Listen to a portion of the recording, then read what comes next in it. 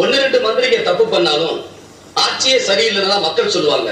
அதே மாதிரி சில அதிகாரிகள் தப்பு பண்ணாலும் போலீஸ் டிபார்ட்மெண்டே சரியில்லைன்னா மக்கள் சொல்லுவாங்க. போலீஸ மதிப்பான்.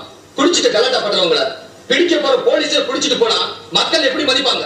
ஒரு உங்கள் நண்பன் போலீஸ் ஸ்டேஷன்ல போர்டு எழுதி வச்சா மட்டும் போதாது, அத மக்கள் மனசுலயே பதிய வைக்கணுங்கிறதா என்னுடைய ஆசை. அதனால தப்பு பண்றது யாரா இருந்தாலும் அதுக்கு நாம துணையா இருக்கவும் கூடாது, தண்டிக்காம விடவும் கூடாது.